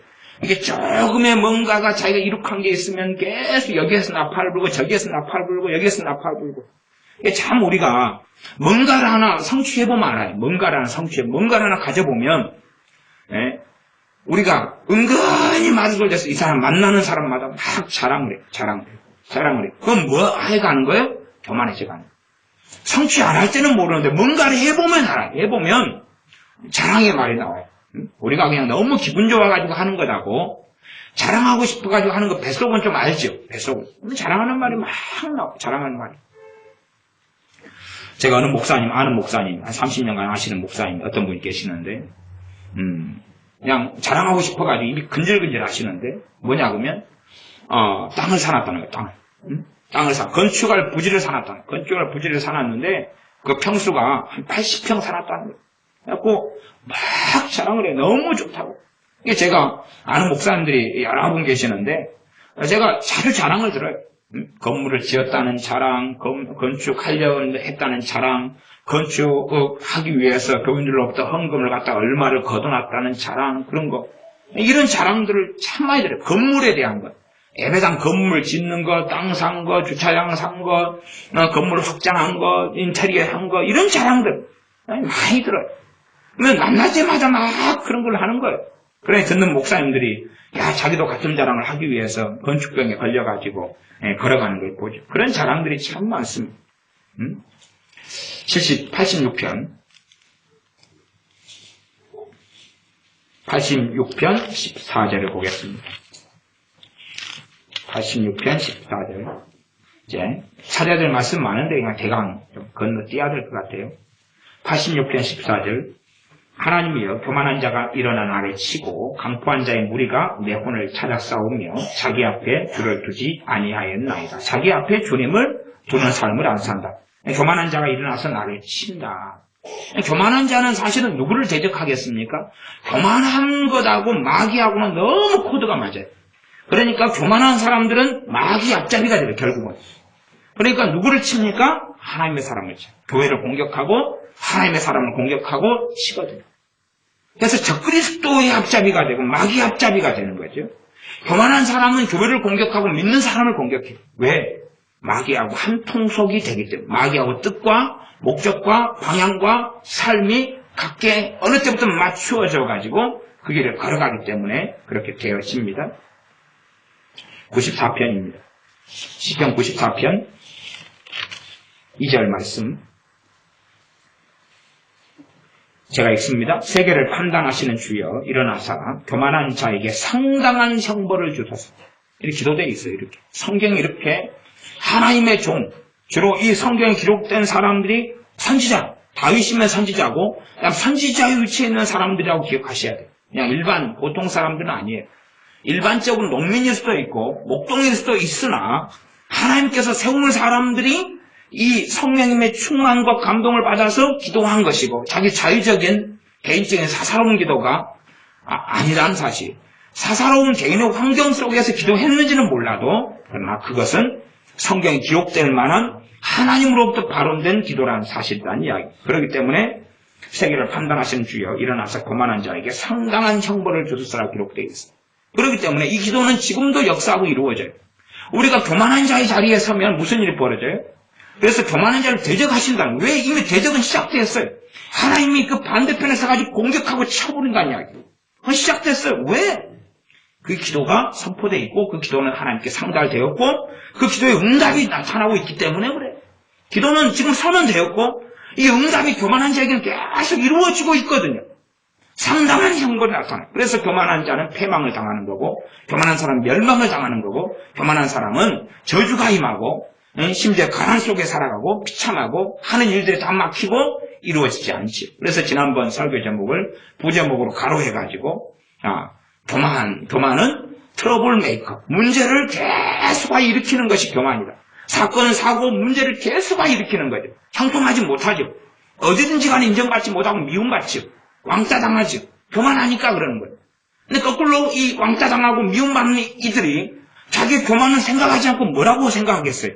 왜 나는 자기는 옳은데 자기는 바른데 저 악한 자들이 나를 왕따를 시키느냐 그렇게 착각하는 경우도 일반적으로 대다수인 것을 경험합니다. 시편 101편입니다. 101편 5절 제가 읽습니다. 101편 5절 그 이웃을 극히 허는 자를 내가 멸할 것이요. 극히 한다. 극하다는 말 들어봤죠? 야, 은근히 이간질해가지고 공격하는 거예요. 극히 한다. 허는 자를 내가 멸할 것이요. 눈이 높고 마음이 교만한 자를 내가 용납지 아니하리로다. 하나님의 선언은 이겁니다. 하나님 변하지 않습니다. 근데 우리의 기도는 거꾸로 하나님 교만한 자를 용납해 주시옵소서. 나는 용납하지 않겠다. 눈이 높고 마음이 교만한 자. 요즘에 젊은 애들 참 눈이 높습니다. 눈이 높아요. 아주 교만하다 그 말이죠. 어떻게 눈이 높습니까? 자기가 좋은 직장을 가질 준비를 안 해요. 성격도 개판 5분 전이고 스펙도 없고 자격증도 따놓지 않고 기술도 만들어 놓지 않았으면서 자기에게 최고로 좋은 직장을 원해요. 말하자면 수준은 중소기업밖에 안 되는 주제에 대기업이 자기를 위해 준비해줘야 돼요. 자기가 직장에 가서 일하면 100만 원치도 일을 못하면서 월급을 500만 원을 바라고 300만 원을 바라는 거예요. 그렇지 않은 거에 대해서 불평하고 원망하고. 그러니 일반 대학 같은 데는 학생이 준비를 제대로 안 하니까 괜찮은 교수님들은 학생들에게 직업을 이렇게 대학이나 회사 같은 거 알선해줘요. 자기 후배들 또 자기 제자들 인맥들을 교수님들은 가지고 있으니까. 그래서 자네는 이 정도 중소기업에 들어가서 일하면 어떻게 했는가 그러면 많은 학생들이 성기를 내는 거예요. 당신이 나를 어떻게 멸시하가는데 이따위 직장에 들어가라 그러느냐. 그러면 준비가 안 됐으면 중소기업이라 들어가가지고 뭘 만들어야 돼요? 경력을 만들고 스펙을 만들어야 돼요. 왜? 실력이 좋으면 거기에서 스펙과 경력을 만들어가지고 경력직 사원으로 더 좋은 회사로 들어가면 되니까. 잠깐 동안 젊은 날이 인생 결판나는 게 아니니까. 그런데 시작을 안 하려고 그래요. 그래가지고 몸팽이가 돼가지고 3년, 5년 시간을 막 허송소리 해버려요. 그럼 그때가 되면 중소기업까지 들어갈 기회를 놓쳐버려요. 왜? 그런 자들 중소기업에서 뽑겠어요? 중소기업도 사람 보는 눈이 있는데 아무리 아쉬워도 자네 대학 나온 다음에 뭐 했는가? 이력서 보세요. 뭐 했는가? 예, 편의점 알바 좀 하고요. 그 다음에 공부 좀 하고요. 그냥 농땡이로 보냈어요. 자네 곤란하겠네. 응? 노력하면 뭐가 있어야 될 거 아니에요.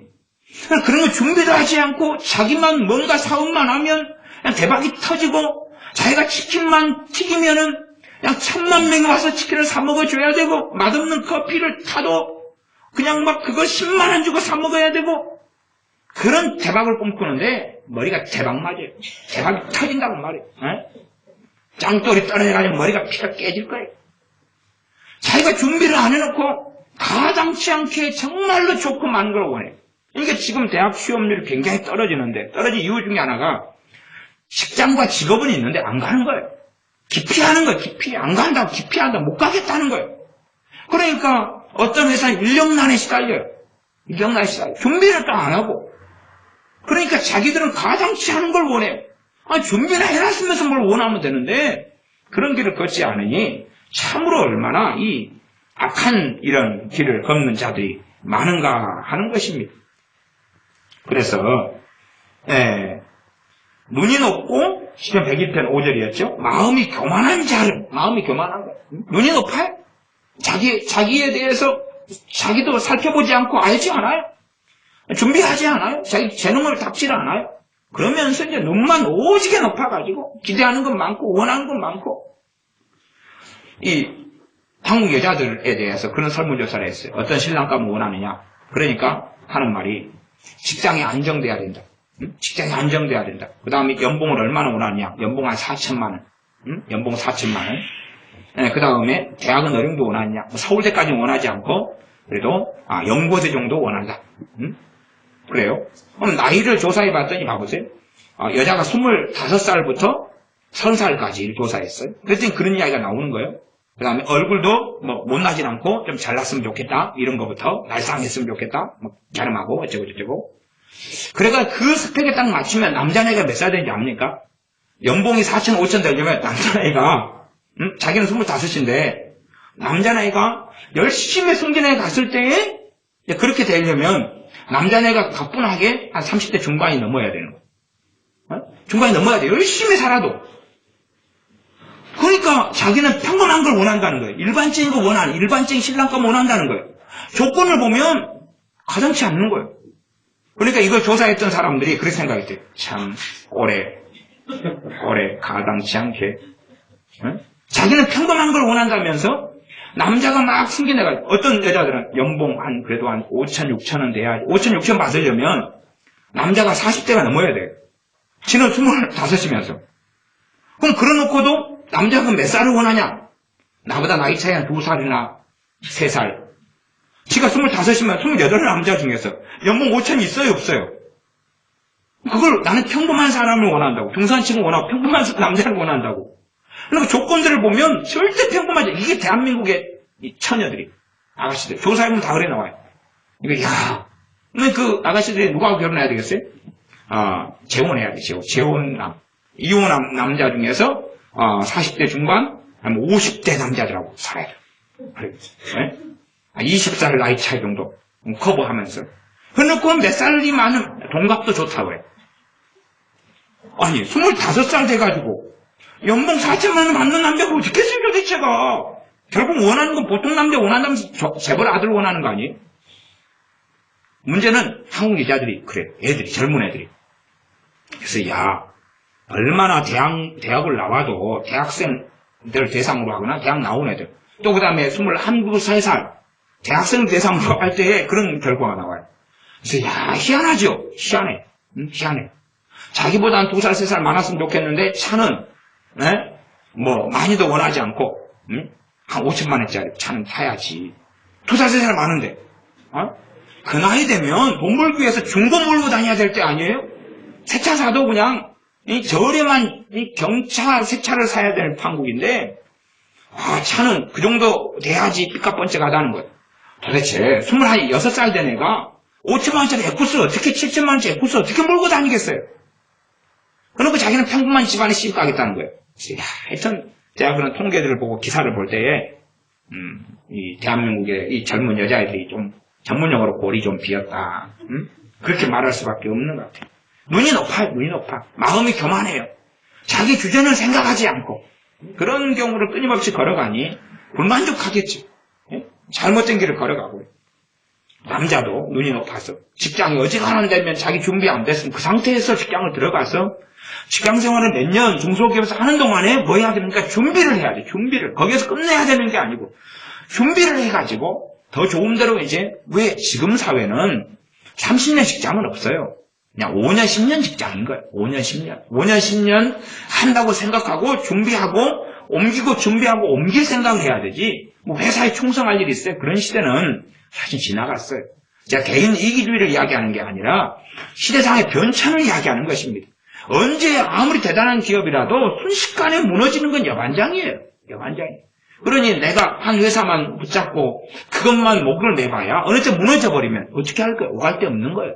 준비를 해야 되는 거예요. 끊임없이 남자라면. 여자도 마찬가지지만. 시편 119편을 보겠습니다. 119편 안에는 내용 굉장히 좀 많습니다. 119편은 제가 전에 강의를 했던 것처럼 하나님의 말씀에 대한 것이 시편 119편입니다. 21절 교만하여 저주를 받으며 주의 계명에서 떠나는 자를 주께서 꾸짖으셨나이다. 교만하여 뭘 받아요? 저주를 받아요. 교만하여 저주를 받아요. 그 다음에 교만하여 저주를 받은 자는 결국은 어디에서 떠납니까? 주의 계명에서 떠나요. 그런 자를 주님께서 꾸짖는다 그 말만 하시는 게 아닙니다. 주님의 꾸짖으심은 심판과 징계로 나타납니다. 교만하면 저주를 받는다 이렇게 나옵니다. 그 다음에 51절 시편 119편 51절 제가 읽습니다.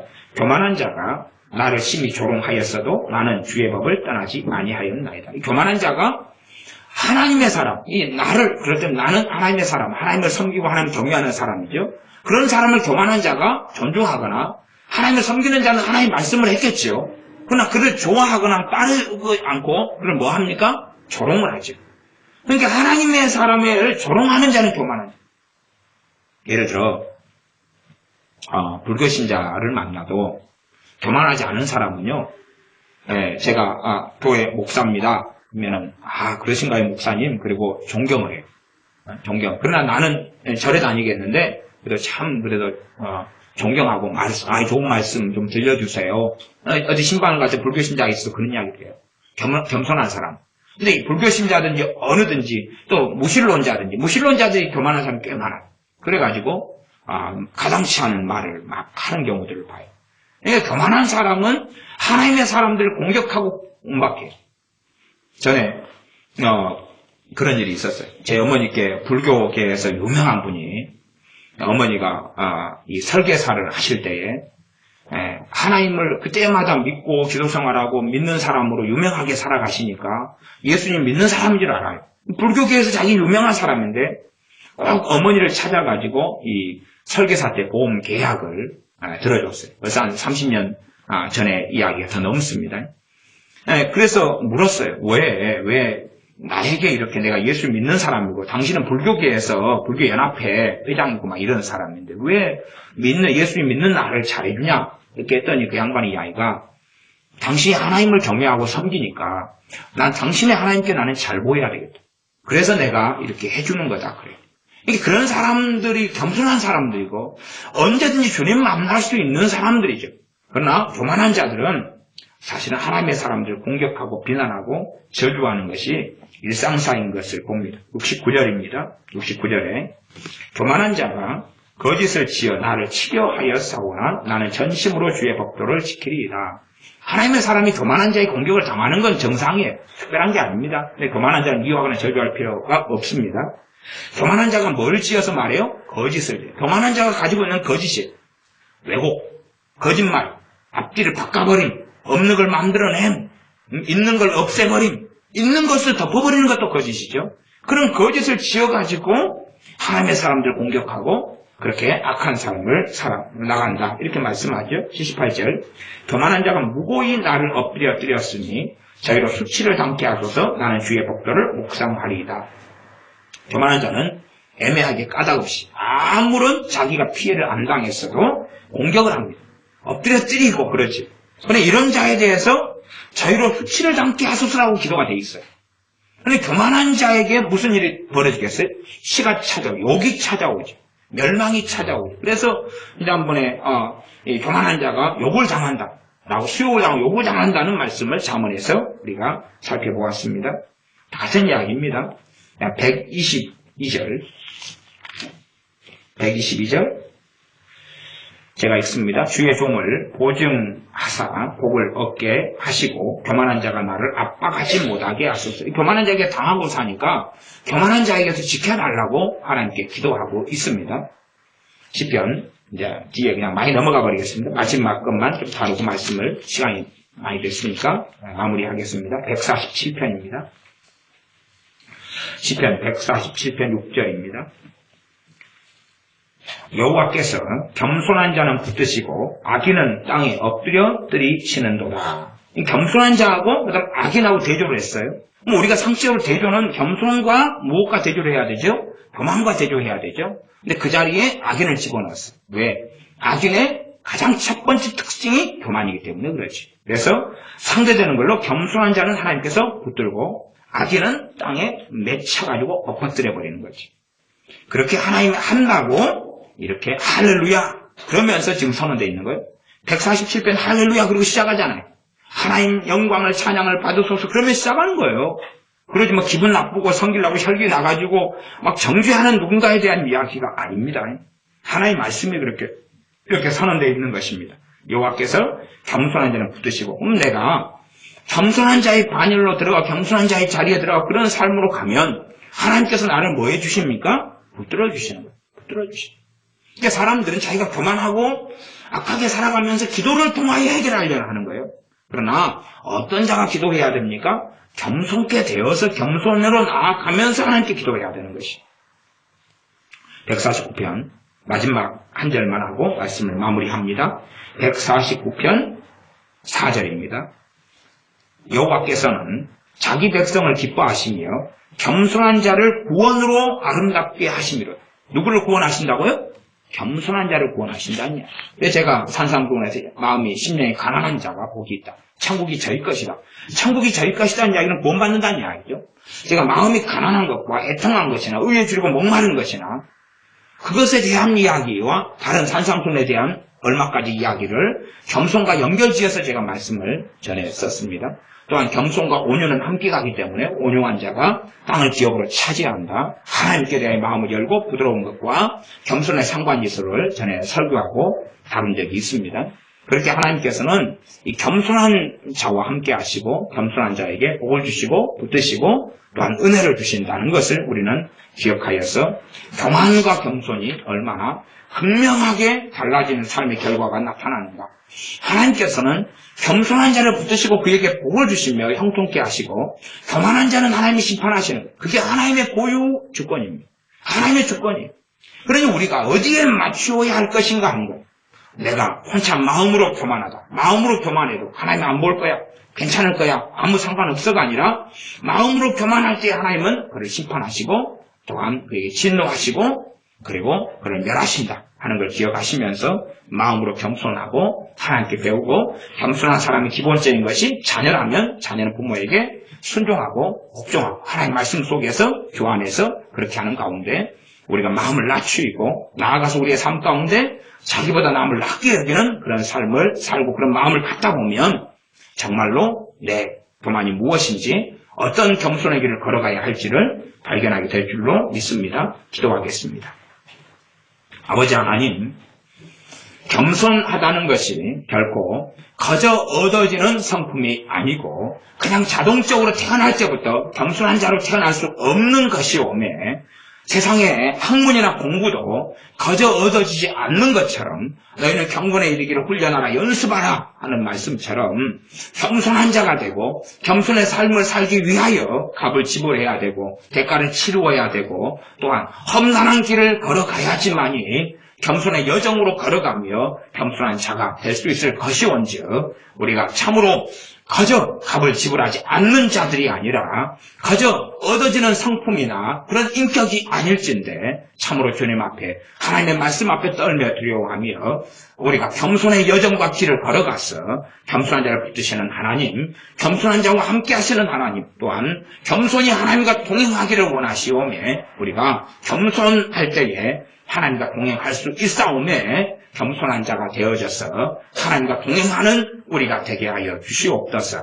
예수님의 이름으로 기도하옵나이다. 아멘. 기도하겠습니다.